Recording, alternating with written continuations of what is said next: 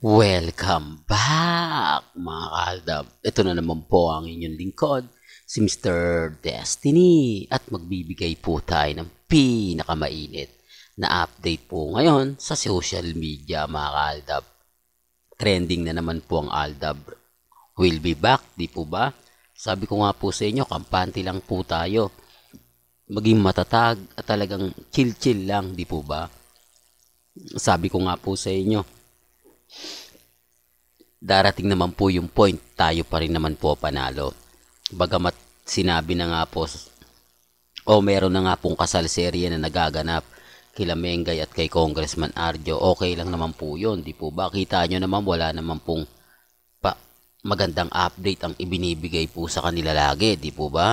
Hindi nyo naman po pwedeng sabihin na, kumbaga, move on na ang Aldab. Sila, Armain lang po nagsasabi niyan.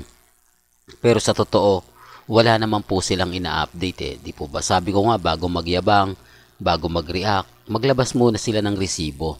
Maglabas muna sila ng ebidensya, di po ba? Kapag ako, palalabasin tayo ng resibo, palalabasin tayo ng ebidensya. Pero pag sila hindi, di po ba? May punto naman lagi yung ina-update ko. At totoo lang naman po sinasabi natin na lahat ng followers ko sa YouTube, sa Facebook, Aldab yan since 2015. Magkakasama na po kami niyan. Wala po akong fans na makukuha ngayon 2022 hanggang 2024. Totoo to mga ka-Aldab, real talk. Kasi nga po, may mga bagay-bagay na masasakit, maanghang, yun po yung binabato sa akin. Di po ba? Totoo naman po Lalo na po yung mga galit na galit. Ngayon lang po na naging fans ni Mengay, naging fans ni Arjo. Mag-research po kayo kung bakit po kampante ang Aldab Nation. Kung bakit hindi po kami natitinag. Di po ba? Remind ko lang po sa inyo uli Sinasabi ko lang po ito para po sa kaalaman ng lahat. Sinasabi ko lang po ito sa mga taong kumbaga hindi po naniniwala. Di po ba? Kaya nga po kami kampante. Kung titignan nyo, susuriin nyo bawat sinasabi ko. Mas madali po tayo magkakaintindihan. Di po ba? Kung since 2015 po, Aldab po kayo, yun ang pinupunto ko. Hindi na po tayo naghahanapan pa ng mga ganito, naghahanapan pa ng resibo at ebidensya. Di po ba? Alam naman po natin na talagang tayo naman po talaga yung pinag-uusapan at tayo naman po talaga yung malakas.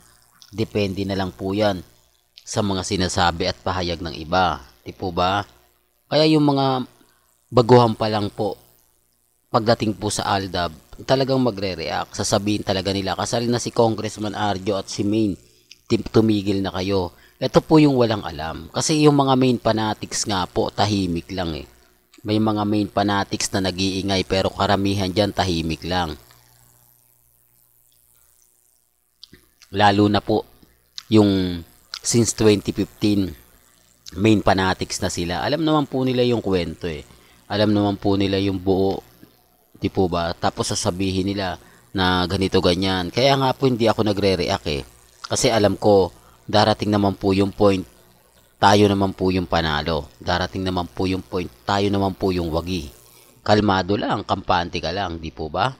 Pero bago nga po pala natin ituloy itong update natin, kung bago ka lang sa channel na to, at isa kang true-blooded Aldab Nation na nagmamahal po kila Mengay at Isoy, tama po ang channel na pinuntahan mo, kaya consider na po kitang bagong subscriber.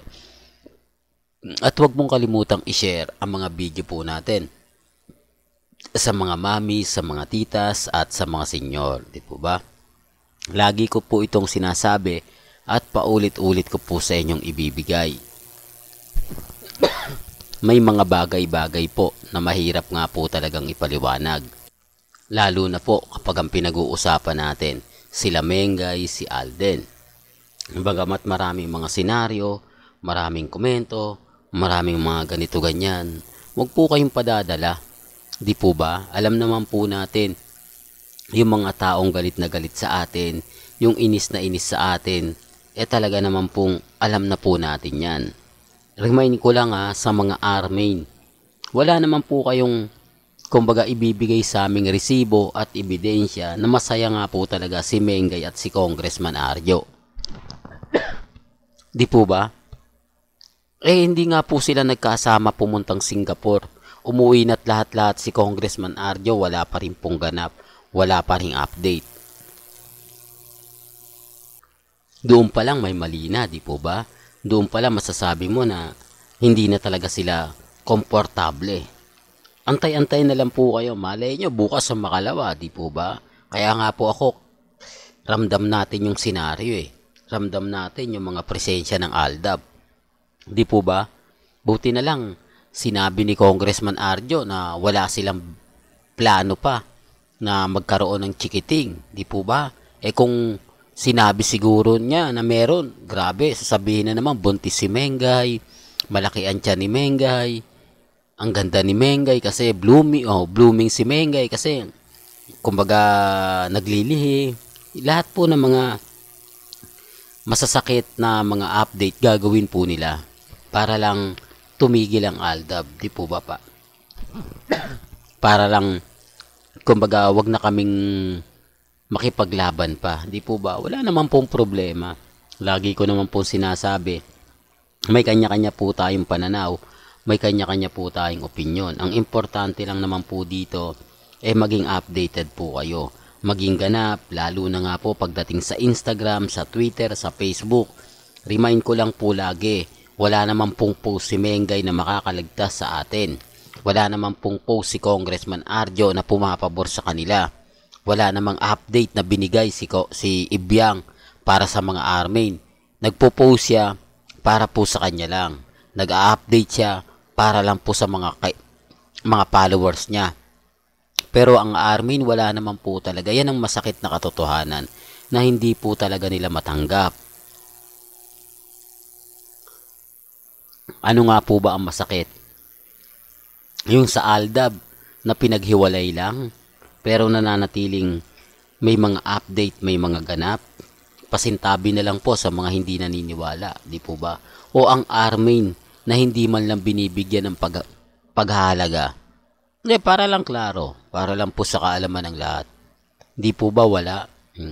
Doon lang nga po sa Inasal Republic opening, wala si Mengay Tapos ipagpipilitan nila na andun din na andyan Mr. Destiny. Buti na lang may interview si MJ Marpori. Doon nagkaalaman na. Doon nalaman natin kung sino nga po ba talaga ang nagsasabi ng totoo at nagsasabi ng fake news. Di po ba? Bagamat masasabi natin na ganito ganyan, etc. etc. Di po ba? At ang pinaka-importante naman doon yung mga sinabi ni Congressman. At kung naandun naman po talaga si Mengay, tama naman po yung mga sinasabi. I-interviewin ni MJ si Maine Polkerson. Di po ba?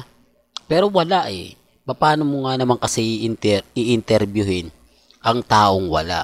Respeto na lang po sa mga hindi naniniwala. Kumbaga sinasabing na andun si Mengay, nakita namin doon, may video na kumakalat.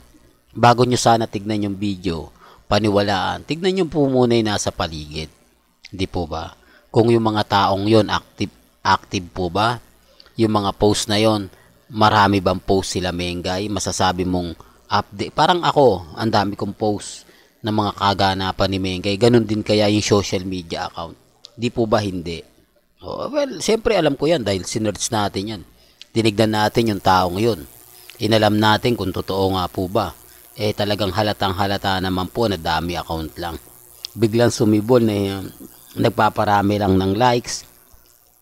Nagpaparami lang ng followers. Totoo naman po affected sila kapag ako kasi ramdam nila na binabanatan ko po sila. Ramdam nila yung inis at kumbaga insulto sa sinasabi ko. Di po ba na wala po talagang halaga si Congressman Arjo at si Mengay sa mga army. Di po ba? Main fanatics po pwede pero army wala. Sinasabi ko lang po yung totoo Baka may mag-react na naman dyan.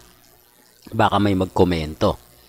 Well, hanggang dito na lang po yung updates natin mga kaaldab. Kaya kung gusto nyo pa po ng pinaka-latest at sariwang update, abay tumutok lang po kayo dito po sa channel ni Mr. Destiny para updated po kayo sa mga latest at sa mga bagong video po na ilalabas po natin maya-maya lang. Hanggang sa muli, salamat po sa panonood at pakikinig.